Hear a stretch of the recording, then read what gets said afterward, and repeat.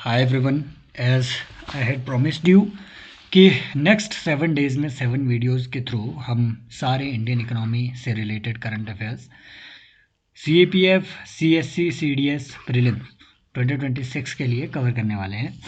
तो ये पार्ट 2 है उस सीरीज़ का। पार्ट 1 पिछले कल जो मैंने अपलोड किया है उसको एक बार जा कर के देखिएगा। और ये कोई ऑर्डिनरी सीरीज़ नहीं है करंट अफेयर की कि कहीं से भी मैगजीन से उठाया हुआ कंटेंट लाओ और यहाँ पे आगे दिखाओ। नहीं, जो the Hindu, Indian express, economic times, PIB और लाइव मिंट, इनसे जितने भी मुझे लगता है इम्पॉर्टेंट आर्टिकल्स रहे हैं, जहाँ जहाँ से एक साल में कुछ भी हैपनिंग्स अगर हुई है, जहाँ से UPSC सवाल बना सकता है, वो यहाँ पे कवर हो रहे हैं। शुरू करते हैं। जुलाई 2025 का ये करंट अफेयर है। यहाँ से ये आपको नहीं आएगा कि 25,000 करोड़ का सॉरी गाइस, अगेन इस वीडियो में फिर से मैं आपको कहना चाहूँगा, मेरी तबीयत थोड़ी ढीली है, तो इन सब चीज़ों को आपको बियर थोड़ा करना पड़ेगा। तो सेबी ने 25,000 करोड़ का एक क्वालिफाइड इंस्टीट्यूशनल प्लेसमेंट के थ्रू पैसा जो है इन्होंने रेज किया पिछले साल। SBI ने, सॉरी सेबी नहीं, आपको ये लेना देना है ही नहीं कि SBI ने कितना पैसा कहाँ से रेज किया। हालांकि ये लार्जेस्ट एवर QIP था। सबसे पहले what is qualified institutional placement? Qualified institutional placement is कि कुछ एक क्वालिफाइड बायर्स होंगे, आप और हम जैसे नहीं, रिटेल इन्वेस्टर नहीं। क्वालिफाइड बायर्स मीन्स जिनका लार्ज इंस्टीट्यूशनल साइज है, जैसे LIC हो गया, कोई फॉरेन इंस्टीट्यूशनल इन्वेस्टर हो गया, इनके पास ही है ना क्वालिफाइड कुछ इंस्टीट्यूशनल बायर्स होंगे जिनके पास शेयर स्पेशली प्लेस किए जाएंगे। तो this is your qualified institutional placement. और ये बासेल 3 मैंडेट को पूरा करने के लिए SBI ने इस तरीके की ये प्लेसमेंट की।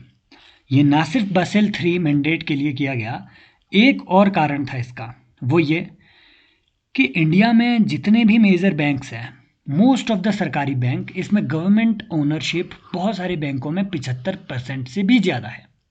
गवर्नमेंट की शेयर ओनरशिप 75% से भी ज़्यादा है मोस्ट ऑफ द सरकारी बैंकों में। लेकिन सेबी के रूल क्या कहते हैं? सेबी के रूल कहते हैं, यहाँ से वो सवाल बना सकता है कि अगर कोई भी कंपनी, वेदर सरकारी और प्राइवेट, अगर उसे इंडिया में स्टॉक मार्केट में खुद को लिस्ट करना है, अगर उसे लिस्टेड कंपनी खुद को बनाना है, तो मिनिमम 25% पब्लिक फ्लोट रिक्वायर्ड है। दैट मीन्स मिनिमम 25% जो शेयर्स हैं वो पब्लिक में फ्लोट होने चाहिए, वो ओपन टू ट्रेड होने चाहिए। फॉर एग्जाम्पल LIC का भी इस टाइम पे डिसइन्वेस्टमेंट कितना हुआ है? आई थिंक 5 या 10% है ना। तो LIC का भी लगभग 90% के आसपास शेयर वो अभी भी गवर्नमेंट्स के पास है। और LIC ऑलरेडी आप देखेंगे स्टॉक मार्केट में वो ट्रेड कर रहे होते हैं, है ना। LIC के शेयर आप बाय कर सकते हैं, सेल कर सकते हैं। बावजूद इसके कि सेबी की ऑलरेडी रेगुलेशंस आई हैं और सेबी का कहना है कि 25% मिनिमम पब्लिक फ्लोट रिक्वायर्ड है। बावजूद इसके ये सब चीज़ें चल रही है क्योंकि ये बड़े बैंक हैं, इनको कुछ बोल नहीं पा रहे हैं। तो कुछ एक पब्लिक सेक्टर बैंक ने सेबी से थोड़ा टाइम मांगा है फाइनेंस मिनिस्ट्री से कि एटलीस्ट अगस्त 2026 तक हमें थोड़ा टाइम दीजिए, हम शेयर होल्डर्स के पास 25% अपने स्टॉक्स रख देंगे। तो उस कड़ी में SBI ने भी ये एक कदम उठाया। अब बासेल 3 है ना, ये एक कारण था, बासेल 3 की नॉर्म दूसरा कारण था। अब ये बासेल 3 की नॉर्म्स क्या कहती है? बासेल 3 की नॉर्म कहती है कि भैया आपका जो कॉमन इक्विटी टियर 1 कैपिटल है वो एक सर्टेन परसेंटेज होना चाहिए, right. There should be a certain percentage जो कि आपका है ना, नॉर्मली अराउंड 10% से ज़्यादा आपका जो है टियर 1 कैपिटल होना चाहिए। There are 2 types of capitals, tier 1 capital, tier 2 capital. Tier 1 capital is core capital. किसी भी बैंक की जो है कोर कैपिटल, कोर मतलब उसका अपना कैपिटल, जो उसने अपना कैपिटल उसमें लगा रखा है। फॉर एग्जांपल SBI ने अगर शेयर बेच के 25,000 करोड़ रुपया लिए हैं तो वो उसका अपना कैपिटल हुआ सॉरी। तो वो स्टेट बैंक ऑफ इंडिया का अपना कैपिटल हुआ 25,000 करोड़ रुपया। तो जो कोर कैपिटल है किसी भी बैंक का, बैंक के अपने एसेट्स, बैंक के लैपटॉप, बैंक के शेयर को सेल करके उसने जो अपना पैसा कमाया है, जो खुद का पैसा बैंक ने अपने ऊपर लगाया होगा, है ना, इनिशियल इन्वेस्टमेंट, इसे कहते हैं कोर कैपिटल। और इसकी हाईएस्ट लॉस एब्जॉर्बेंसी मानी जाती है। क्यों? मान लीजिए बैंक अगर डिफॉल्ट हुआ तो सबसे पहले कौन सा कैपिटल बेचा जाएगा? इस टीयर वन कैपिटल का यूज सबसे पहले किया जाएगा। इस टीयर वन कैपिटल को पहले लिक्विडेट किया जाएगा, फिर जाकर के जो कस्टमर्स है उनका पैसा सेटल किया जाएगा। अब मान लीजिए अगर इससे भी ना हो तो दूसरे नंबर पे बारी आएगी टीयर टू कैपिटल की। ये सप्लीमेंट्री कैपिटल होता है। इसमें क्या क्या चीज़ें आती है? कुछ बैंकों के अपने अनडिस्क्लोज्ड रिजर्व्स होते हैं जो उन्होंने पब्लिकली डिस्क्लोज नहीं कर रखे होते हैं। कुछ सबऑर्डिनेटेड डेट होता है। अब ये सबऑर्डिनेटेड डेट क्या है? सबऑर्डिनेटेड डेट एक ऐसा होता है, नॉर्मली, है ना, डेट दो तरीके के होते हैं। एक होता है आपका नॉर्मल डेट और एक होता है सबऑर्डिनेटेड डेट। ये नॉर्मल जो आपका डेट होता है, नॉर्मल डेट, इसकी आपको सबसे हाईएस्ट प्रायोरिटी रखनी पड़ती है पे बैक करने की। कि मान लीजिए अगर आपका बैंक, है ना, मान लीजिए बैंक फेल हो जाता है और 1,000 करोड़ रुपया जो है आपने टोटल डेट लेके रखा हुआ है। इसमें नॉर्मल डेट है 800 करोड़ रुपया, सबऑर्डिनेटेड डेट है अराउंड 200 करोड़ रुपया। तो ये जो नॉर्मल डेट होता है, नॉर्मल डेट, सबसे पहले आपको नॉर्मल डेट पे करना पड़ता है, पे बैक करना पड़ता है। सबऑर्डिनेटेड डेट का मतलब ही ये होता है कि सेकंड प्रायोरिटी पे, थर्ड प्रायोरिटी पे, फोर्थ प्रायोरिटी पे होगा सबऑर्डिनेटेड डेट। सबऑर्डिनेटेड डेट को आप बाद में पे करेंगे। और इन्हीं सबऑर्डिनेटेड डेट में आते हैं T2 बॉन्ड। आपने नाम सुना होगा टीयर टू बॉन्ड। ये टीयर टू बॉन्ड क्या होते हैं? इन बॉन्ड्स में लिखा ही होता है, हालांकि टीयर टू बॉन्ड्स आपको नॉर्मल से ज़्यादा इंटरेस्ट रेट देते हैं। मान लीजिए अगर नॉर्मल बॉन्ड का इंटरेस्ट रेट चला हुआ है 8%, T2 बॉन्ड आपको, प्लीज वेट गाइस,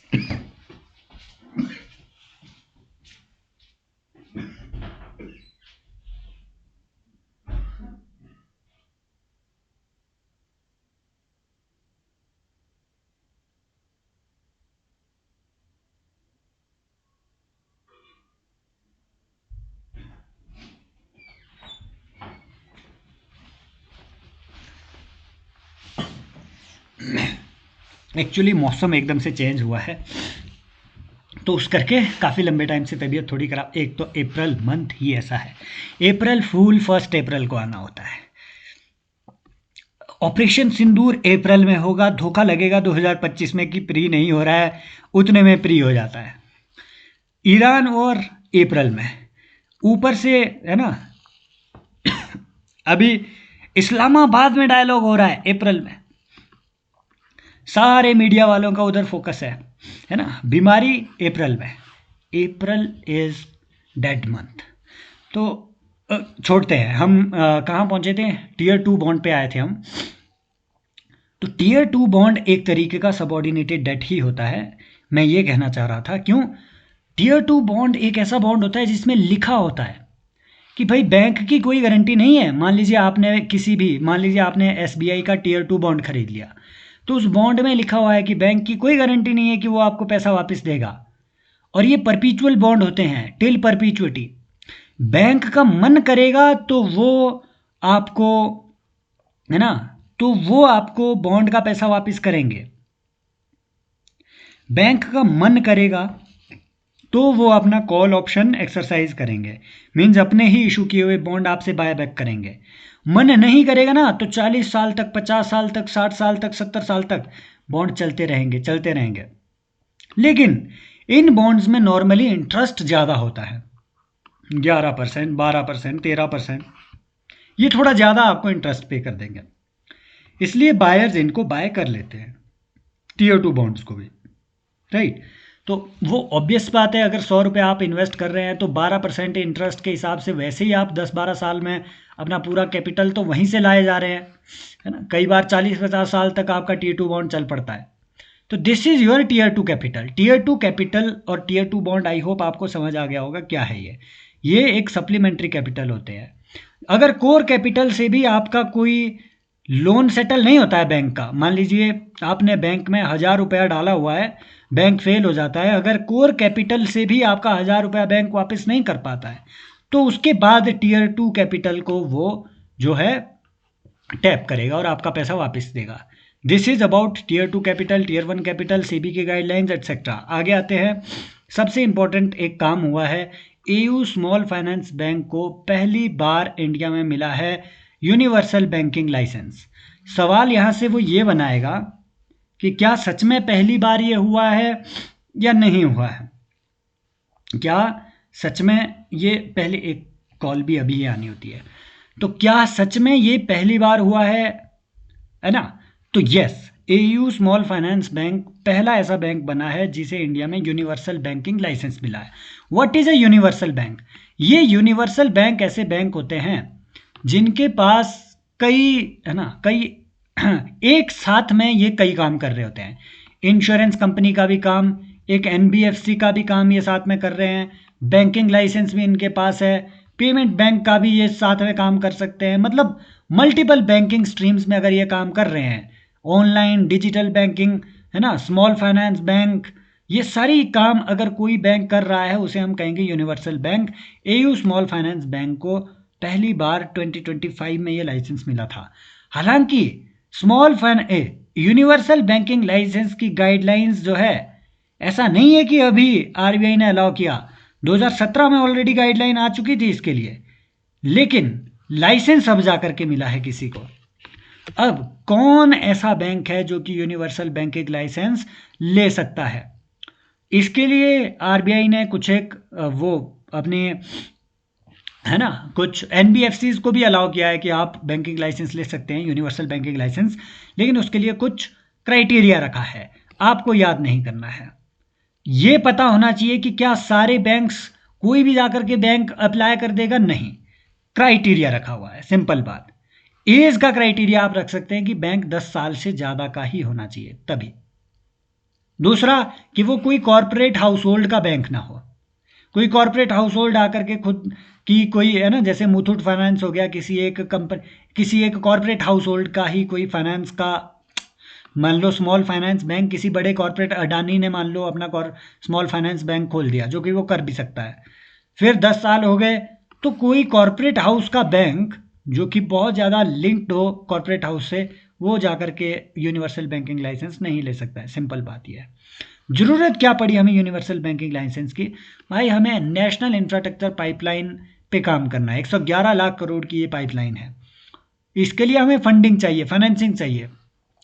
एनबीएफसी जाकर के, है ना, अब बैंक बैंक के पास इतनी स्पेशलाइजेशन नहीं होती है कि वो रोड के लिए भी अगर फाइनेंसिंग कर रही है तो उसका भी असेसमेंट करे, अगर वो एयरपोर्ट के लिए फाइनेंसिंग कर रही है उसका भी वो असेसमेंट करे, सेल्फ हेल्प ग्रुप को फाइनेंस दे रहा है तो उसका भी वो असेसमेंट करे। एसबीआई के पास इतनी स्पेशलाइजेशन थोड़ी ना होगी, उसके लिए स्पेशलाइज्ड कुछ एनबीएफसीज होगी, है ना। तो एनबीएफसीज को ही बैंक बना देने का ये एक जो है प्रपोजल आया हुआ है ना। हालांकि अभी बहुत लिमिटेड है, एक ही एनबीएफसी को ये लाइसेंस मिला है। Next comes standing deposit facility, बहुत इंपॉर्टेंट है। क्यों? आरबीआई ने पिछले साल स्टैंडिंग डिपॉजिट फैसिलिटी का यूज़ करके भाई इतना ज़्यादा जो है ना, इतना ज़्यादा एब्जॉर्प्शन किया है मार्केट से पैसे का, रुपए का। मार्केट से रुपए का एब्जॉर्प्शन करना क्यों ज़रूरी है? मान लीजिए भारत में एफडीआई आया जा रहा है, आया जा रहा है, आया जा रहा है, जो कि 2024 तक ट्रेंड था। अब हमारा एफडीआई फॉल हो रहा है ना। लेकिन, है ना, कैपिटल फ्लाइट इंडिया से बाहर हो रही है, कई कारण है, वॉर कारण है, यूएस ट्रेजरी बॉन्ड्स, है ना, यूएस जो ट्रेजरी है उनके जो बॉन्ड्स हैं उनकी यील्ड बढ़ रही है, तो जो इन्वेस्टर है they find them more attractive, they are going out of India. There are many other reasons, India में डोमेस्टिक इन्फ्लेशन है, बड़े सारे रीजंस है। तो एफडीआई क्या है कि जब मान लीजिए इंडिया में बहुत इन्फ्लो आ रहा है, $100 बिलियन, 110 बिलियन, अगर इतना ज़्यादा कैपिटल इंडिया में आएगा तो एक बात ये समझो, होता क्या है कि अगर इतना ज़्यादा कैपिटल इंडिया में आ रहा है तो कैपिटल का इनफ्लो इंडिया में बहुत हो रहा है, दैट मीन्स कैपिटल का इन्फ्लो इंडिया में बहुत हो रहा है, मार्केट में कैपिटल का इन्फ्लो बहुत हो रहा है, और जितना ज़्यादा पैसा मार्केट में आएगा उतना ज़्यादा इन्फ्लेशन होगा।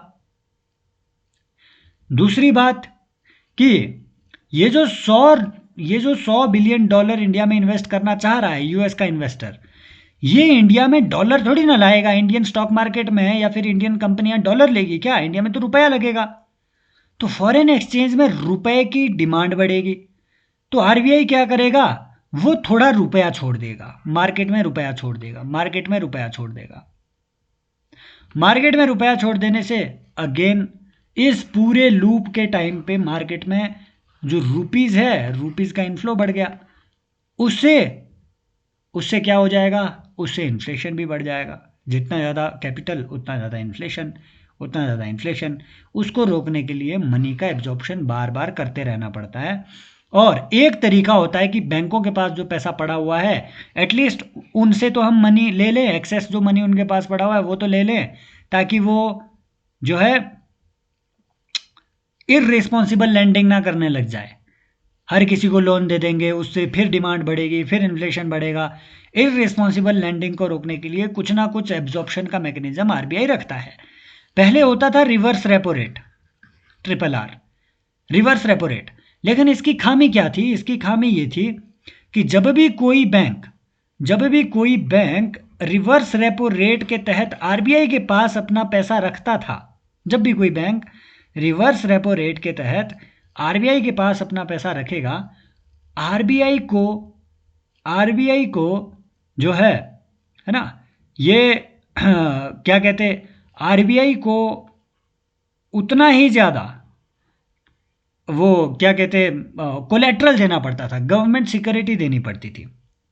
मेरी बात समझ रहे हो? आरबीआई को उतनी ही गवर्नमेंट सिक्योरिटी बैंक को देनी पड़ती थी। मान लीजिए बैंक ने 100 रुपया आरबीआई के पास रखना है, एक्सेस मनी, तो आरबीआई को 100 रुपए का बॉन्ड देना पड़ेगा बैंक को। मेरी बात समझ रहे हो? अब आरबीआई ने क्या बोला कि यार ये तो गवर्नमेंट बॉन्ड हमें खरीदने पड़ रहे हैं, गवर्नमेंट बॉन्ड का मैनेजमेंट है, गवर्नमेंट बॉन्ड हमें इन्हें देना पड़ रहा है ना, और बॉन्ड यील्ड भी हमें फिर मैनेज करनी पड़ रही है, क्योंकि बैंक तो पैसा कमा रहे हैं बॉन्ड यील्ड के थ्रू, और इंडिया की बॉन्ड यील्ड बढ़ ही जा रही थी, क्योंकि इंडियन बॉन्ड में इन्वेस्ट उतना नहीं हो रहा है, यूएस के बॉन्ड में इन्वेस्ट हो रहा है, बाहर इंडिया से कैपिटल फ्लाइट हो रहा है, तो इंडिया की बॉन्ड यील्ड बढ़ रही है, आरबीआई को ज़्यादा पैसा देना पड़ रहा था बैंकों को। तो आरबीआई ने क्या बोला? हम अनकोलेट्रलाइज्ड एक टूल इशू करेंगे, अनकोलेट्रलाइज्ड, जिसमें हमें आपको बॉन्ड ना देना पड़े, कोलेट्रल ना देना पड़े। आरबीआई आपको बॉन्ड नहीं देगा एक गारंटी के तौर पे, सिक्योरिटी के तौर पे। आप ऐसे ही अपना पैसा हमारे पास डंप कर दो, हम आपको नॉर्मल से थोड़ा ज़्यादा इंटरेस्ट दे देंगे। अगर पहले रिवर्स रेपो रेट 3.25 था, हम आपको 4.25 दे देंगे, 5.25 दे देंगे। तो इंटरेस्ट ज़्यादा ले लो, हमसे बॉन्ड मत लो। सिंपल बात यह है, बाकी कुछ नहीं एसडीएफ, बस इतनी बात है। ओवरनाइट बेसिस पे अगर बैंक जो है वो अपने डिपॉजिट आरबीआई के पास रख सकता है, अगर उनके पास एक्सेस डिपॉजिट है ओवरनाइट बेसिस पे, या फिर लॉन्गर टर्म के लिए भी उसे एक्सटेंड कर सकते हैं। अगर वो ये बोले कि ओनली ओवरनाइट बेसिस पे नहीं, लॉन्गर टेन्योर के लिए भी वो उन्हें एक्सटेंड कर सकते हैं। समझ रहे हो? So this is known as your standing deposit facility. अब ये इफेक्ट में कब आई? 2022 को। ये यूपीएससी का पीवाईक्यू है, यहां उसने फंसा दिया था। क्या ये इंट्रोड्यूस 2022 में हुई? नहीं, सीडीएस का क्वेश्चन है ये। स्टैंडिंग डिपॉजिट फैसिलिटी का जो एसडीएफ का जो कॉन्सेप्ट है 2018 में ऑलरेडी इंट्रोड्यूस हो चुका है। सेक्शन 17 आरबीआई एक्ट का अमेंड हुआ था 2018 में, जिसने अलाउ किया कि आरबीआई कभी भी अपनी मर्जी से स्टैंडिंग डिपॉजिट फैसिलिटी इशू कर सकता है। इशू कब की गई? 2022 को। ओवरनाइट बेसिस पे है, बिल्कुल सही बात है। हफ्ते के सातों दिन चलता है, बिल्कुल सही बात है। अब दिन में तो आरबीआई के पास ऐसा है कि कोई भी जाकर के डिपॉजिट कर दे। ये ओवरनाइट बेसिस पे जो है, अगेन है ना, ये आवर्स आपको याद नहीं रखने, छोड़ो। हफ्ते के सातों दिन चलता है, इतना डेप्थ में वो नहीं पूछने वाला आपसे। ये पता हो कि हाँ एसडीएफ क्या है, ठीक है। और अगर वो बोले कि, सिंपल बात याद रखो, मैं बहुत ज़्यादा नहीं एक्सप्लेन करना चाहता क्योंकि काफ़ी लंबी फिर ये वीडियो चली जाती है। अब अगर वो ये बोले कि मॉनेटरी पॉलिसी कॉरिडोर, पहले आप क्या किसे बोलते थे, रिवर्स रेपो रेट और MSF rate, marginal standing facility के बीच का जो डिफरेंस था, इसे आप पहले मॉनेटरी पॉलिसी कॉरिडोर कहते थे। अब इसकी डेफिनेशन चेंज हो गई है। अब जो लोअर बेस है ना, मॉनेटरी पॉलिसी कॉरिडोर के लिए, वो स्टैंडिंग डिपॉजिट फैसिलिटी हो गया है। तो अब एसडीएफ रेट और एमएसएफ रेट के बीच का जो डिफरेंस है उसे हम कहेंगे monetary policy corridor. That's it, इतना याद रखो, है ना। बहुत ज़्यादा वो हमें एक्सप्लेन करने की उतनी ज़रूरत नहीं है, क्योंकि फंडामेंटल्स है इकोनॉमी के, अगर वो भी मैं यहाँ बताने लग जाऊँ तो ये 1 घंटे से भी लंबी हो जाएगी। अब आते हैं इक्वलाइजेशन लेवी पे। आपने बहुत सारी चीज़ें सुनी होगी कि इक्वलाइजेशन लेवी क्यों लगती है। हालांकि अब ये जो है इक्वलाइजेशन लेवी, एक बात आपको ध्यान में रखनी है, 2025 से 1 अप्रैल, अगेन अप्रैल का मंथ ही ऐसा है, 1 अप्रैल 2025 के बाद से इक्वलाइजेशन लेवी अब इफेक्टिव नहीं है, ये याद रखो, है ना, इफेक्टिव नहीं है। और ये लेटेस्ट अभी का लास्ट अपडेटेड है, और ये इनकम टैक्स डिपार्टमेंट से लिया गया है। तो ऐसा है कि सरकारी वेबसाइट का इंफॉर्मेशन है, इफेक्टिव नहीं है, समझ रहे हो। लेकिन इक्वलाइजेशन लेवी क्या थी, 2 लेवल पे ये चलती थी। इक्वलाइजेशन लेवी 2016 में इंट्रोड्यूस की गई। एक लेवल पे चल रहा था ये डिजिटल एडवर्टीजमेंट सर्विसेज के लिए, कि अगर आपने 1 लाख से ज़्यादा डिजिटल एडवर्टीजमेंट की हुई है तो आपको उस पर 6% से ज़्यादा, है ना, 6% टैक्स देना पड़ना था। किसको, जो फॉरेन एंटिटी हो, इंडियन एंटिटी के लिए नहीं है ये, फॉरेन एंटिटीज़ के लिए। अगर 1 लाख से ज़्यादा एडवर्टीजमेंट का खर्चा हुआ है तो डिजिटल एडवर्टीजमेंट का, मान लो फेसबुक पे, इंस्टाग्राम पे, तो 6% आप हमें टैक्स पे कीजिए। उसके बाद लाया गया डिजिटल सर्विसेज टैक्स, वो इसी इक्वलाइजेशन लेवी का हिस्सा था। वो लाया गया ई कॉमर्स जायंट्स के लिए, जैसे मान लीजिए आपके अमेजॉन हो गया, कोई दूसरा हो गया। तो ये जो अगर फॉरेन जायंट है, ये अगर इंडिया में ई कॉमर्स कर रहे हैं, 2% आपको टैक्स लगाना पड़ेगा। अब ये दोनों ही इफेक्टिव नहीं है। कारण क्या था इफेक्टिव ना होने का, कारण था बीईपीएस के तहत इंडिया ने ग्लोबल मिनिमम टैक्स, है ना, ग्लोबल मिनिमम जो टैक्स रेट है, ग्लोबल मिनिमम कॉर्पोरेट टैक्स, तो ओईसीडी के फ्रेमवर्क 2 पिलर, अगर वो बोले कि 2 पिलर, है ना, 2 पिलर फ्रेमवर्क ऑफ ओईसीडी किस चीज़ से रिलेटेड है, तो वो base erosion and profit shifting से रिलेटेड है। बहुत सिंपल टर्म्स में हम जानेंगे कि base erosion and profit shifting क्या होती है। सबसे पहले यही जान लेते हैं, है ना, बेस इरोजन, बीईपीएस, क्योंकि ऑलरेडी एक सवाल पूछा हुआ है उन्होंने, तो जान लेते हैं कि एक्चुअल में बीईपीएस क्या चीज़ है। Base erosion and profit shifting का मतलब है किसी भी तरीके से अर्निंग कंट्री, है ना, EARNING, अर्निंग कंट्री या ऑपरेटिंग कंट्री, ऑपरेटिंग कंट्री, एक अर्निंग कंट्री ऑपरेटिंग कंट्री होगी, क्योंकि फॉरेन कंपनियां रजिस्टर्ड कहीं और होती है, मान लीजिए यूएसए में, तो ये कंट्री ऑफ रजिस्ट्रेशन हुआ, है ना। तो 2 अलग अलग कंट्रियां हैं। अर्निंग वो इंडिया जैसी कंट्री से कर रही है, रजिस्टर्ड वो कहीं लो टैक्स बेस वाली कंट्री में होगी, कहाँ, मान लो पनामा में रजिस्टर कर लेगी खुद को। तो अब ये जो कंपनी है, मान लीजिए अर्निंग इंडिया में कर रही है, ये क्या करेगी, इंडिया से अपना टैक्स बेस को ही शिफ्ट कर देगी। वो कैसे, इंडिया में मान लीजिए इसने 1 लाख रुपया कमाया, ये क्या करेगी, 1 लाख रुपया जो इसकी अर्निंग हुई है, कागजों में शो कर देगी कि हमने इस 1 लाख रुपए को पनामा भेज दिया। क्यों, क्योंकि पनामा की हमारी जो पेरेंट कंपनी है, इससे हमने फलाना ढिमकाना सॉफ्टवेयर जो कि एक्चुअल में 5 रुपए का था, वो 1 लाख रुपए में खरीदा। इंडिया के डॉक्यूमेंट्स में ऐसे शो कर देंगे। सारा प्रॉफिट कहाँ चला गया, इनडायरेक्टली पनामा में, यहाँ तो टैक्स है ही नहीं। इसे आप कहते हैं बेस का, है ना, टैक्स के बेस का इरोजन कर देना और अपने प्रॉफिट को शिफ्ट कर देना। इस चीज़ को डील करने के लिए एक प्रैक्टिस जो नाम में चलती है, मैं बहुत बार बता चुका हूँ, यहाँ से सवाल आ सकता है, आर्म्स, है ना, आर्म्स लेंथ प्रैक्टिस। इसका मतलब क्या होता है कि भैया एक बाजू का डिस्टेंस आप रखो, ये जो दोनों कंपनियां हैं इनकी बीच एक आर्म्स लेंथ का डिस्टेंस होना चाहिए। और जो भी प्राइसिंग यहाँ पे तय की जा रही है वो प्राइसिंग प्रोपोर्शनेट हो, डिसप्रोपोर्शनेट नहीं होनी चाहिए। This is arms length practice. तो अब बीईपीएस को रोकने के लिए ओईसीडी ने क्या किया, ओईसीडी ने दो अपने पिलर की अप्रोच सजेस्ट करी। ऑलरेडी 100 से ज़्यादा है ना, एक्चुअली 130 से ज़्यादा जो कंट्रीज है वो इसमें ऑलरेडी सिग्नेटरीज हैं। ये पुराना डेटा है, 100 का ऑलरेडी सिग्नेटरी है। पिलर 1 क्या कह रहा है कि जो भी है ना, जहाँ भी मार्केट से, जैसे हमने देखा ना इंडिया जैसी मार्केट में फेसबुक जैसी कंपनियां अर्न कर रही है, तो पिलर 1 कह रहा है कि जहाँ से इन्होंने अर्निंग की है वहीं पे टैक्स का टैक्सिंग राइट्स दे दिया जाए, वही कंट्री टैक्स करेगी। कितना टैक्स? अब मान लीजिए अगर इंडिया जैसी कंट्री चल करके फिर से 1% टैक्स इन पे लगाए, 2% टैक्स लगाए, तो इंडिया तो फिर से टैक्स हेवन बन जाएगा, सारी कंपनियां इंडिया आ जाएंगी। तो उसको रोकने के लिए दूसरा पिलर इन्होंने सजेस्ट किया कि 15% ग्लोबल मिनिमम कॉर्पोरेट टैक्स होना ही होना चाहिए, ताकि कोई भी कंट्री एक टैक्स हेवन ना बन पाए। समझ रहे हो? तो ये आपको पता होना चाहिए। ऐसे में एक और चीज़ आती है, डबल टैक्सेशन अवॉइडेंस एग्रीमेंट।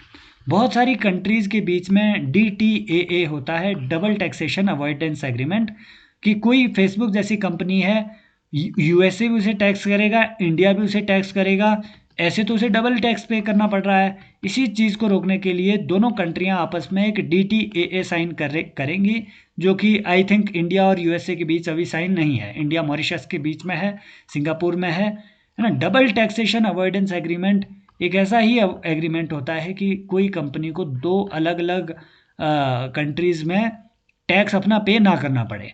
ये इंपॉर्टेंट क्यों हो जाता है? सुप्रीम कोर्ट का इस साल के दो केसेस है, एक फ्लिपकार्ट का केस था, एक ये केस है ना, tiger global international holdings case 2026। ये बहुत ज़्यादा ज़रूरी है। क्यों? क्योंकि डबल टैक्सेशन अवॉइडेंस एग्रीमेंट में टैक्स रेजिडेंसी सर्टिफिकेट दिया जाता है। मान लीजिए फेसबुक जैसी कंपनी है अल्फ़ाबेट, वो यूएस में रजिस्टर्ड है, तो यूएस गवर्नमेंट उसे एक टैक्स रेजिडेंसी सर्टिफिकेट इशू करेगी। गवर्नमेंट ऑफ इंडिया ने या सुप्रीम कोर्ट ने क्या बोला कि टैक्स रेजिडेंसी सर्टिफिकेट का अगर आपके पास पोजेशन है, that does not make you immune, है ना, और that does not make you automatically entitled to get the benefit of DTAA। Simple बात यह है कि simply by virtue of having a tax residency certificate does not make you immune to tax in India, है ना, just because we have signed a DTAA। ये India की tax authorities पे है कि आपको वो अलाउ करते हैं as an entity under DTAA और नॉट। तो ये आपको पता होना चाहिए कि टैक्स रेजिडेंसी, इस पे वो सवाल पूछ सकते हैं। और सुप्रीम कोर्ट ने कुछ एक टर्म्स यूज़ की है। पहला, अगर वो बोले कि limitation of benefit, LOB clause किस चीज़ से रिलेट करता है? Number 1 double taxation avoidance agreement से रिलेटेड है, और BTIA पे, है ना, bilateral trade and investment agreement, इन दोनों से रिलेट करती है ये टर्म लिमिटेशन ऑफ बेनिफिट। कि इसका मतलब क्या है कि ऐसा नहीं है कि अनलिमिटेड किसी भी कंपनी को आप बेनिफिट दे दो डबल टैक्सेशन अवॉइडेंस एग्रीमेंट का। इससे क्या होगा? शेल कंपनियां बनेंगी और शेल कंपनियां इस तरीके के क्लॉजेज का मिसयूज़ कर देगी, है ना। इसे कहते हैं ट्रीटी शॉपिंग। ट्रीटी शॉपिंग दो स्तरों पे होती है। एक ट्रीटी शॉपिंग का मतलब है दो कंट्रीज़ के बीच में टैक्स अवॉइडेंस के लिए ट्रीटी हो गई है। अब कोई शेल कंपनी होगी, है ना, वो कंट्री ए में भी होगी, कंट्री बी में भी होगी। तो वो बी में क्लेम करेगी कि मैंने ए में अपना टैक्स पे किया, ए में क्लेम करेगी कि मेरी दूसरी पेरेंट कंपनी ने बी में अपना टैक्स पे किया कहीं नहीं, है ना। तो ट्रीटी का ऐसा फ़ायदा उठाना, इसे कहते हैं ट्रीटी शॉपिंग। दूसरे मैनर में ट्रीटी शॉपिंग किसे कहते हैं? मान लीजिए इंडिया और मॉरिशस के बीच में ऐसा एक एग्रीमेंट हुआ है, डबल टैक्सेशन अवॉइडेंस एग्रीमेंट हुआ है ना, कोई भी डील हुई है, ट्रेड डील हुई है, तो चाइना के साथ तो नहीं हुई है। चाइना अब कोशिश क्या करेगा? अगर उसे इंडिया के साथ कोई भी, है ना, कोई अपना ट्रेड करना है या फिर इंडिया में कोई इन्वेस्टमेंट करनी है, तो टैक्स से बचने के लिए वो क्या करेगा? पहला पैसा अपना डंप करेगा मॉरिशस में, मॉरिशस से इंडिया में। तो इसे कहते हैं ट्रीटी शॉपिंग। दो तरीके से हो सकती है, कंट्रीज़ के लेवल पे और कंपनीज़ के लेवल पे। तो अगर ये दोनों, है ना, limitation of benefit, treaty shopping, general anti avoidance rule, ये तो मैं नहीं बताने वाला आपको क्योंकि इस पर ऑलरेडी सवाल पूछा हुआ है। परमानेंट इस्टेब्लिशमेंट, ये कुछ टर्म्स अगर आए तो ये DTAA से रिलेटेड होते हैं। भाई ऐसा सवाल वो पूछ लेते हैं, ये तो ऑलरेडी सवाल पूछा हुआ है ना, GAAR प्री में पूछा हुआ है ना, BEPS पे प्री में ऑलरेडी सवाल पूछा हुआ है। ऐसे सवाल वो पूछ लेते हैं। ग्रीन वॉशिंग पे प्री में सवाल पूछा हुआ है। पूछ लेते हैं। फर्टिलाइज़र पे ऑलरेडी सवाल पूछा हुआ है, न्यूट्रिएंट बेस्ड सब्सिडी स्कीम पे सवाल पूछा हुआ था, बहुत इंपॉर्टेंट है। तो इंडिया के, क्योंकि स्ट्रेट ऑफ हॉर्मुज का ब्लॉकेड हुआ है, अरे आप लोग बोलेंगे कि क्या 24 घंटे काफ़ी लंबे टाइम से बीमार है। एक्चुअली जहाँ मैं रहता हूँ यहाँ गर्मी आने के बाद ठंड आई है, और इतनी आई है कि ऐसा फील हो रहा है कि बाहर बर्फ़ आने वाली है। तो इतना मौसम परिवर्तन हुआ है, ठीक है। मैं पहाड़ों में रहता हूँ, तो ये एक कारण है, खैर छोड़िए। तो इंडिया में जो फर्टिलाइज़र सप्लाई है ये स्ट्रेन में आ गई है। क्यों? क्योंकि भैया स्ट्रेट ऑफ हॉर्मुज को ब्लॉक किया गया था। ऐसे में फर्टिलाइज़र्स ऑलरेडी बहुत ज़्यादा न्यूज़ में है, वो इसलिए भी क्योंकि इंडिया ने domestic production record high level पे अभी सिक्योर किया हुआ है। पहला सवाल वो ये पूछेगा आपसे कि इंडिया कितने कर फर्टिलाइज़र इंपोर्ट करता है। याद रखना, अराउंड 28% ऑफ आर नीड वो हम इंपोर्ट कर रहे होते हैं। इंपोर्ट लगभग 72 to 73% जो है आज के दौर में हम खुद प्रोड्यूस कर रहे हैं फर्टिलाइज़र, बाकी हमारा पूरा इंपोर्ट हो रहा है। ये आपको ध्यान में रखना है ना। और अगर वो बोले कि more than 50% fertilizers are imported, नहीं नहीं नहीं नहीं नहीं, है ना। और इम्पोर्ट में भी जो म्यूरेट ऑफ पोटाश है ना, म्यूरेट ऑफ पोटाश हम पूरा का पूरा इंपोर्ट करते हैं। ये सबसे ज़्यादा डिपेंडेंसी है। और फिर वो आपसे पूछेगा कि सबसे ज़्यादा क्या यूज़ होता है। सबसे ज़्यादा यूरिया यूज़ होता है इंडिया में, उसके बाद NPK फर्टिलाइज़र यूज़ होगा, उसके बाद डाई अमोनियम फॉस्फेट यूज़ होगा, इंडिया में भी ये प्रोड्यूस हो रहा है। फिर आप म्यूरेट ऑफ पोटाश का याद रख लेना, है ना। SSP वगैरह ये इतना आपसे पूछेंगे नहीं, इतना कि क्या है ये, एटलीस्ट इन चारों का तो आपको पता होना चाहिए। क्यों? क्योंकि ये न्यूट्रिएंट बेस्ड सब्सिडी स्कीम में भी आते हैं। तो पहले आपको पता होना चाहिए यूरिया, NPK, है ना, DAP और म्यूरेट ऑफ पोटाश, जो कि हम टोटली पूरा का पूरा इंपोर्ट कर रहे होते हैं, ये हमारे चौथे लेवल पे है। समझ रहे हो? तो अब इंडिया ने ब्लॉकेड को से बचने के लिए क्या किया? इंडिया ने ब्लॉकेड से बचने के लिए कुछ एक कंट्रीज़ के साथ एग्रीमेंट किए, राइट। कुछ एक कंट्रीज़ के साथ जो है इंडिया ने एग्रीमेंट किए हुए हैं। वो फॉर एग्जांपल, है ना, जैसे चाइना ने हमें ब्लॉक कर दिया था, हॉर्मूज ने तो किया ही किया, वो तो अब जा कर के किया। पहले चाइना ने फर्टिलाइज़र ब्लॉक कर दिए, रेयर अर्थ मैग्नेट ब्लॉक कर दिया ट्रेड वॉर की वजह से। तो इंडिया ने सऊदी अरेबिया के साथ जो है डील कर दिया, और यहाँ से भी हमें काफ़ी ज़्यादा वो DAP वगैरह आ रहा है। लेकिन यहाँ से जो इम्पोर्टेंट चीज़ है वो यही है कि भाई इंडिया कितना कर डिपेंडेंट है। और दूसरी बात ये कि इसकी वजह से ऐसे जितने भी ब्लॉकेड होते हैं, फूड सिक्योरिटी तो हमें मेंटेन करनी ही है। तो गवर्नमेंट का जो सब्सिडी बिल है वो काफ़ी बढ़ता जा रहा है। 1.9 लाख करोड़ के आसपास पिछले साल भी जो है एग्रीकल्चर में इस चीज़ के लिए, फर्टिलाइज़र के लिए हमने सब्सिडी दी थी, राइट। एक और इम्पॉर्टेंट बात जो आपसे पूछी जा सकती है वो ये कि नैनो यूरिया, जो कि इफ्को ने, नैनो यूरिया और nano DAP, di ammonium phosphate, ये दोनों, नैनो यूरिया और नैनो डाई अमोनियम फॉस्फेट को फर्टिलाइज़र कंट्रोल ऑर्डर के तहत ला दिया गया है, ठीक है। तो पहली बात आपको ये ध्यान में रखनी है कि yes, are they under fertilizer control order? Yes, they are under fertilizer control order, जो कि इशू किया जाता है under essential commodities act. Essential commodity act के तहत फर्टिलाइज़र कंट्रोल ऑर्डर इशू किया जाता है। इसके तहत, इस ऑर्डर में जो जो भी चीज़ें एनलिस्ट होती है ना, उनका आप इलीगल स्टॉक पाइलिंग नहीं कर सकते हैं, right. So this is the significance. दूसरी बात, क्या नैनो यूरिया, क्या नॉर्मल यूरिया की तरह नैनो यूरिया के लिए भी हम सब्सिडी इशू करते हैं? No, there is no subsidy for nano urea और nano diammonium phosphate. Why is this important? This is important because recently the government authorities have observed one thing is कि जो भी यूरिया कहीं पे बेची जा रही है, यूरिया के साथ साथ फोर्स्ड तरीके से नैनो यूरिया भी कई सेलर्स बेच रहे हैं। यूरिया सब्सिडाइज्ड होती है, ठीक है। वो क्या अब कर रहे हैं कि भैया जो सब्सिडाइज्ड यूरिया बैग है, नॉर्मली यूरिया का मार्केट प्राइस इतना होता है, लगभग 2500 रुपये का एक 50 kg 45 kg का यूरिया बैग लगभग 2500 रुपये का पड़ता है मैन्युफैक्चरिंग। लेकिन सरकार इतनी ज़्यादा सब्सिडी दे रही है कि ये लगभग 250 रुपये का आपको मिलता है ये बैग, सब्सिडाइज्ड मार्केट प्राइस में आ रहा है। तो यहाँ एक पोटेंशियल है, वो ये कि अगर आप ब्लैक में इसे किसी तरीके से बेचो तो आप 2250 रुपये तक का मार्जिन एक ही बैग में बना सकते हैं। तो जो भी ट्रेडर है वो अब क्या कर रहे हैं, वो सब्सिडाइज्ड यूरिया को दूसरे इंडस्ट्रियल पर्पजेज़ के लिए ब्लैक में बेच रहे हैं। और जो एग्जिस्टिंग है ना, मान लीजिए 2 यूरिया बैग एक फार्मर को जाने थे, एक को वो ब्लैक में बेच देंगे, एक के साथ वो नैनो यूरिया फोर्स करके उन्हें बाय करवा देंगे कि नैनो यूरिया ले लो, इससे भी सेम ही काम हो जाएगा, कम लगेगा उल्टा। तो इस चीज़ को बैन किया है यूनियन गवर्नमेंट ने, है ना। दूसरी बात, यूनियन गवर्नमेंट ने पीएम प्रणाम स्कीम भी लॉन्च की है यूरिया के कंजम्पशन या फिर फर्टिलाइज़र के कंजम्पशन को कम करने के लिए। पीएम प्रणाम, है ना, programme for restoration awareness nourishment and amelioration of mother earth. अब ये पीएम प्रणाम स्कीम और कुछ भी नहीं है, यह इंसेंटिव की स्कीम है। इंसेंटिव स्कीम कैसे, इससे स्टेट गवर्नमेंट को इंसेंटिव दिया जाएगा, है ना। प्रोसेस क्या है, स्टेट गवर्नमेंट प्रमोट करेगी कि कम से कम यूरिया या फिर कम से कम केमिकल फर्टिलाइज़र का यूज़ हो खेतों में किसानों के द्वारा।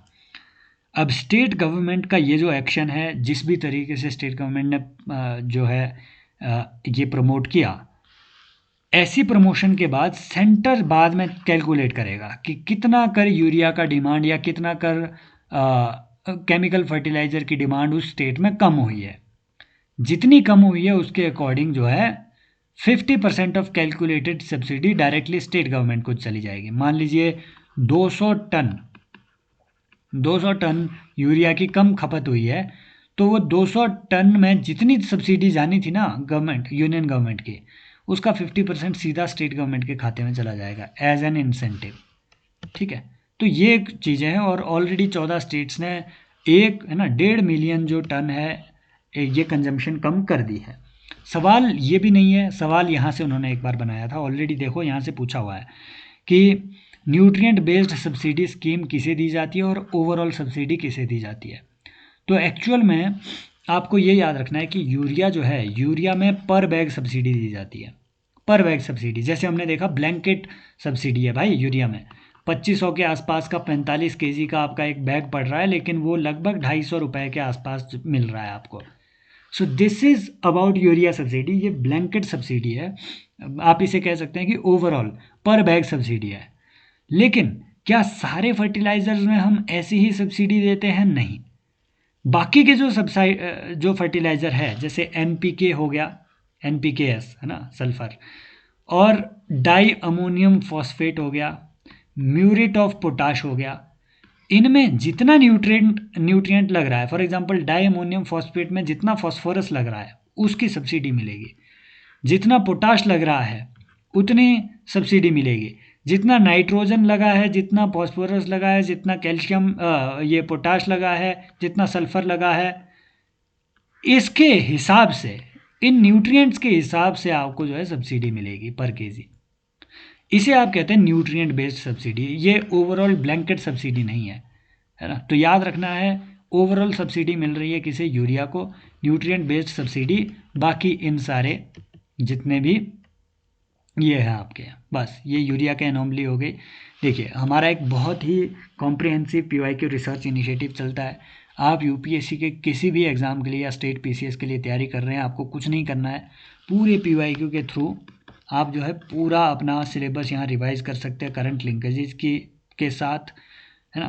पूरे सारे PYQs CAPF, CDS, NDA 1990s के बाद से लेकर के आपको यहाँ पे मिलेंगे। और करंट लिंकेज, NCERT लिंकेज, सब चीज़ें कॉम्प्रिहेंसिव है। आपको कुछ नहीं करना है, डेली 2 घंटा यहाँ पे आकर के बैठना है, प्रैक्टिस करना है, रिवाइज करना है अगेन एंड अगेन। अब आते हैं इस इम्पॉर्टेंट न्यूज़ पे।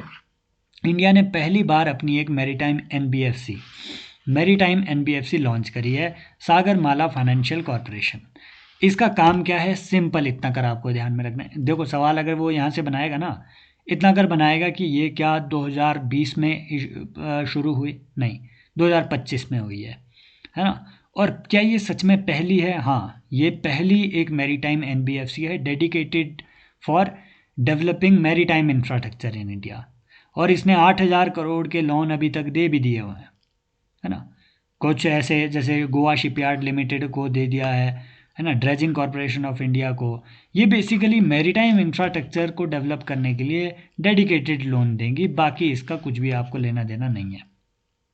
फिर आते हैं इसमें आरडीएसएस स्कीम में, आपने बहुत बार इसका नाम सुना होगा। RDSS scheme revamped distribution sector scheme, है ना, ये किसे रिप्लेस करती है आप मुझे कमेंट सेक्शन में बताएंगे। इसका पर्पज़ क्या है आरडीएसएस का? आरडीएसएस का पर्पज़ है कि एक इंसेंटिव स्ट्रक्चर तैयार करके देना। होता क्या है कि मोस्ट ऑफ, है ना, मेजरली जितनी भी आपकी पावर्स की डिस्ट्रीब्यूशन कंपनीज है, डिस्कॉम्स है, वो स्टेट गवर्नमेंट्स के द्वारा ओन्ड है। अब ये डिस्कॉम्स में आज के दौर में AT&C losses, aggregated technical and वो अरे कमर्शियल लॉसेस, है ना, AT&C लॉसेस जो है वो लॉसेस बहुत हाई हैं। कई जगह 20% है, 22% है। हम चाह रहे हैं कि ये कम हो और ये 12% के आसपास आ जाए, कम से कम इतना नीचे आ जाए। तो वो प्रमोट करने के लिए सरकार ने हमेशा से कोई ना कोई योजना लाई है। इससे पहले क्या थी आरडीएसएस से पहले, आप मुझे कमेंट सेक्शन में बताओ, है ना। तो हालांकि अब वो यूज़फुल भी नहीं है, छोड़ो। अब सरकार ने क्या किया, अब सरकार क्या चाह रही है, सरकार चाह रही है कि स्टेट्स को वो टारगेट दो कि, है ना, कई तरीके के, for example smart meters deploy कीजिए, है ना, और जो आपका डिस्ट्रीब्यूशन कंपनीज है ना, जो डिस्कॉम्स हैं, उनकी जो वायरिंग है, वायरिंग को ऐसा इम्प्रूव कीजिए कि भैया उससे जो टेक्निकल लॉसेज है, इलेक्ट्रिकल लॉसेज है, वो आपके कम से कम हो सके। इंफ्रास्ट्रक्चर को इम्प्रूव कीजिए ताकि लॉसेज कम हो सके, है ना। तो ये सब चीज़ें जो इलेक्ट्रिसिटी का मैनेजमेंट जो है उसे इम्प्रूव कीजिए ताकि लॉसेज कम हो सके। तो जितना ज़्यादा स्टेट लॉसेज को कम करेगा उतने ज़्यादा उसे इंसेंटिव मिलते जाएंगे। इसके लिए एक आरडीएसएस इंसेंटिव स्कीम ये लाई गई है, बस इतना आपको ध्यान में रखना है, इससे ज़्यादा नहीं पूछेगा, है ना। बेसिकली ये पहले 2026 तक आनी थी, है ना, 2026 तक के लिए ये आरडीएसएस स्कीम लाई गई थी। अब इसे 2028 के लिए एक्सटेंड किया गया है। एज ऑलवेज कि सरकारी काम है, इतनी जल्दी नहीं होते हैं भाई कंप्लीट, सिंपल बात है। सीएसआर इम्प्लीमेंटेशन पे भी, है ना, बहुत वो क्वेश्चंस आजकल उठ रहे हैं। सीएसआर का आपको मालूम है सेक्शन 135 ऑफ कंपनीज एक्ट में सीएसआर का प्रोविज़न है, कॉर्पोरेट सोशल रिस्पॉन्सिबिलिटी। किन किन लोगों पे, किन किन कंपनियों पे है। अगर आपका टर्नओवर 1000 करोड़ से ज़्यादा है, या आपकी कंपनी की नेटवर्थ टोटल वैल्यू 500 करोड़ से ज़्यादा है, या आपका नेट प्रॉफिट 5 करोड़ से ज़्यादा रहा है, तो आप पिछले 3 फाइनेंशियल ईयर, है ना, किसी भी फाइनेंशियल ईयर में अगर ये रहा है, तो आप पिछले 3 फाइनेंशियल ईयर्स के जितना भी आपका प्रॉफिट रहा है, नेट प्रॉफिट टोटल वैल्यूज़ नहीं, नेट प्रॉफिट जितना भी आपका रहा है उसका 2% आपको देना पड़ेगा। कहाँ? वो देना पड़ेगा आपको सीएसआर में, कॉर्पोरेट सोशल रिस्पॉन्सिबिलिटी में, सिंपल वर्ड। लेकिन इसमें एक प्रॉब्लम है इंडिया में, यहाँ से वो सवाल बना सकता है, एसिमेट्री है। क्या? 2 तरीके से। पहला इम्बैलेंस है सेक्टोरल इम्बैलेंस, कि मेजॉरिटी आप जो 60 से 65% जो इन्वेस्टमेंट है सीएसआर की, वो इन सेक्टर में जा रही है, health care, education, rural poverty, बस। बाकी चीज़ें जैसे sport infrastructure, heritage, sanitation etcetera, इसमें जा ही नहीं रहा है। मेजर जो इन्वेस्टमेंट है वो कुछ एक सेक्टर्स में ही जा रही है, health, education, rural poverty etcetera. और रीजनल डिस्पैरिटी भी है। क्यों? क्योंकि मेजर जो सीएसआर है वो किन स्टेट्स में जाएगा, जो इंडस्ट्रियलाइज स्टेट है। सीएसआर कौन देता है? कंपनियां, बड़ी कंपनियां कहाँ है? इन स्टेट्स में, गुजरात, है ना, महाराष्ट्र, कर्नाटक, तमिलनाडु, इन स्टेट्स में है जो मेजर कंपनियां हैं। तो मैक्सिमम जो सीएसआर है वो इधर जा रहा है। यहाँ बीमारू स्टेट्स में 20% से भी कम स्टेट सीएसआर जा रहा है। This is a big problem जो आपको थोड़ा पता होना चाहिए। अगली बात है कि भैया सीएसआर तो ठीक है, कॉर्पोरेट सोशल रिस्पॉन्सिबिलिटी, एक ऐसी ही चीज़ होती है बीआरएसआर, है ना, business responsibility and sustainability report. ये जो रिपोर्टिंग का, है ना, बीआरएसआर का फ्रेमवर्क है, ये सेबी ने ऑलरेडी 2022 में लाया था। यूपीएससी ने ऑलरेडी एक पीवाईक्यू इसमें पूछा हुआ है, जाकर के उठा लो पीवाईक्यू, अगर मेरे पे भरोसा ना हो रहा हो। पीवाईक्यू रिसर्च प्रोग्राम में ये सब चीज़ें हम देखे हुए हैं ऑलरेडी। तो जो बीआरएसआर है ये किन पे लागू होगा? जो 1000 लिस्टेड कंपनियां हैं, 1000 बड़ी टॉप 1000 लिस्टेड कंपनियां माने जो स्टॉक मार्केट में ट्रेड जिनका हो रहा है, उन सारी 1000 की 1000 कंपनियों को अपनी ये रिपोर्ट हर साल फाइल करनी पड़ेगी। बिजनेस रिस्पॉन्सिबिलिटी की, कितना रिस्पॉन्सिबल आपका बिजनेस है और कितना सस्टेनेबल आपका बिजनेस है। ये मैंडेट किसने दे रखा है? ये सेबी का मैंडेट है। क्लियर? पीवाई के रिसर्च प्रोग्राम ज्वाइन कर लीजिए। फिर एक और चीज़ आता है, कैग का रिपोर्ट आया कि जो सेस के फंड्स हैं, जिन कामों के लिए वो लिए जा रहे हैं उन कामों में इन्वेस्ट हो ही नहीं रहे हैं। पिछले साल ये कैग की ऐसी एक रिपोर्ट आई थी। यहाँ से आपको पता होना चाहिए सेस और सरचार्ज के बारे में, जिनका परसेंटेज रेशो हमेशा बढ़ ही रहा है। सेस क्या है? स्पेसिफिक पर्पज़ के लिए लिया जा रहा है ना? सेस स्पेसिफिक पर्पज़ के लिए लिया जा रहा है। फॉर एग्जांपल 4% हेल्थ और एजुकेशन सेस लगता है ना? पेट्रोल पे लगता है, बाकी चीज़ों पे, डीजल पे लगता है, गैस पे लगता है 4% हेल्थ एंड एजुकेशन सेस। इसका यूज़ आप सिर्फ स्पेसिफाइड पर्पज़ के लिए ही कर पाओगे, हेल्थ और एजुकेशन के लिए ही। सरचार्ज होता है टैक्स ऑन टैक्स, किसी भी काम के लिए आप इसका यूज़ कर सकते हैं, लेकिन ये टैक्स पे टैक्स लगता है और ये सरचार्ज हर किसी को पे नहीं करना पड़ता है, एक बेंचमार्क क्लियर करने, है ना, पे करना पड़ता है। मान लीजिए अगर कोई पर्सन है अडानी जैसा, जो 100 करोड़ से ज़्यादा, या सरकार लिमिट लगाएगी कि जो जिन जिन लोगों की टैक्स लायबिलिटी 1 करोड़ से ज़्यादा है, मतलब 1 करोड़ से ज़्यादा जो एक साल में टैक्स पे कर रहे हैं, उन पे हम 4% सरचार्ज लगाएंगे। दैट मीन्स वो अपनी टोटल इनकम, तो मान लीजिए हो सकता है उनकी 3 करोड़ हो या 4 करोड़ हो, तो 4 करोड़ का 4% नहीं, जितना उन्होंने टैक्स पे किया उसका 4% और वो पे करेंगे सरचार्ज, 4 लाख रुपया और वो सरचार्ज पे करेंगे। और ये इनमें से कोई भी स्टेट के साथ शेयर नहीं होता है। सिंपल बात है। क्लियर? अगली सबसे इंपॉर्टेंट बात कि इंडिया में सीपीआई, है ना, सीपीआई के सारे इंडेक्स का एक्चुअली बेस ईयर चेंज हुआ है। जो सीपीआई इंडस्ट्रियल वर्कर था उसका बेस ईयर तो पहले ऑलरेडी चेंज हो चुका था, 2016 आजकल बेस ईयर है। जो सीपीआई एग्रीकल्चरल लेबर है और सीपीआई रूरल लेबरर्स है, इनका बेस ईयर 2019 बना दिया है। ये तीनों इंडेक्स लेबर ब्यूरो जारी कर रहा होता है। सिंपल बात है। लेकिन जीडीपी एस्टीमेट का जो बेस ईयर है, ये भी अब जो है चेंज कर दिया गया है। ये 2022-23 रख दिया है। पहले 11-12 था, अब 22-23 रख दिया है जीडीपी के एस्टीमेट। और जो नॉर्मल सीपीआई है, नॉर्मल सीपीआई का भी जो बेस ईयर है, ये 2024 बना दिया गया है। और अभी जो है ना, जो सीपीआई, नॉर्मल सीपीआई माने जो मॉस्पी जारी करती है, जो अरे वो क्या सीएसओ जारी कर रहा है जिस सीपीआई को, और इसमें इनफैक्ट नई चीज़ें डाल दी गई है, जैसे आपका ओटीटी सब्सक्रिप्शन, उसे भी कंसिडर किया जाएगा सीपीआई के लिए। ओटीटी सब्सक्रिप्शन, ऑनलाइन आपके जो खर्चे हैं, है ना, हेल्थ वगैरह, ये सब चीज़ें, ट्रांसपोर्ट एटसेट्रा, ये सब उसमें इंक्लूड किया गया है। एक इम्पॉर्टेंट बात, सीपीआई में, कंज्यूमर प्राइस इंडेक्स में, फूड एंड बेवरेजेस का सबसे ज़्यादा शेयर होता है। पहले ये अराउंड 45% था। याद रखना ये अब रिड्यूस होकर लगभग 38% के आसपास हुआ है। दैट्स इट, इससे ज़्यादा आपको याद नहीं रखना है। बेस ईयर इनसे वो आपसे सवाल बना सकते हैं। जीडीपी का 2022-23 हो गया है। सीपीआई का, नॉर्मल सीपीआई का क्या हुआ है आपका 2024। सीपीआई आईडब्ल्यू और रूरल लेबरर का क्या हुआ है ना, सीपीआई आईडब्ल्यू का 2016। आईडब्ल्यू का यूज़ किस चीज़ के लिए करते हैं, कमेंट सेक्शन में बताओ। और सीपीआई एग्रीकल्चरल लेबरर का, सॉरी, एमजी नरेगा में, जो कि अब बचा भी नहीं है, जो कि अब वो बीबी राम जी, वो क्या बना दिया उसका, वो हो गई है ना। अब उसका तो हमें क्लियर नहीं है कि उसके जो वेजेस है वो किसके साथ आप इंडेक्स कर रहे हैं, लेकिन आप मुझे बताओ एमजी नरेगा के जो वेजेस है वो यहाँ किसके साथ आप इंडेक्स करते थे।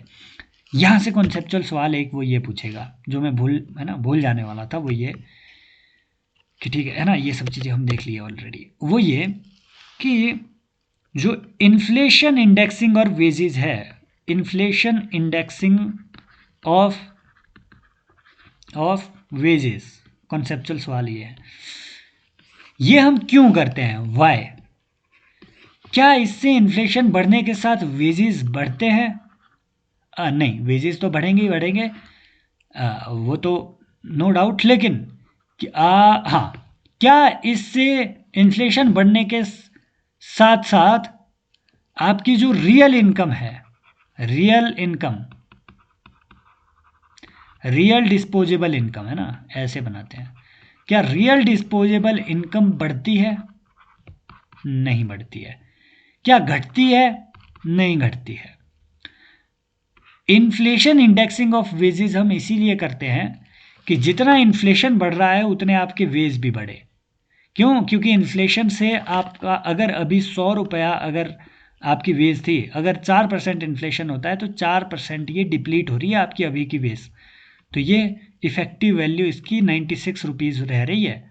इसको वापस 100 तक लाने के लिए आपको 4 रुपया, है ना, हालांकि 4.5 रुपया, 4.5 के आसपास ये बढ़ाना पड़ेगा, है ना। तो इसे आप कहते हैं inflation indexing of wages. Clear? हाँ नहीं, ये मेरी गलत कैलकुलेशन थी, गलत सी सेट लगा लिया।